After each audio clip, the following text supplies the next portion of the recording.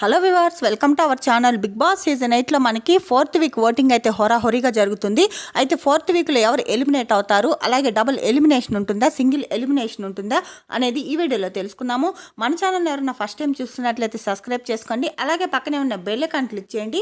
మీకు మరిన్ని videos notifications రూపంలో అందుబాటులో ఉంటాయి. అయితే ఇక్కడ కొన్ని వెబ్సైట్స్ అయితే ఇవ్వడం జరిగింది. ఒక్కొక్క వెబ్సైట్లో ఎలా ఉంది అనేది చూద్దాం. మనకి ఇక రేపు నైట్ 12 దాకే ఓటింగ్ పోల్స్ అయితే ఓపెన్లో ఉంటాయి.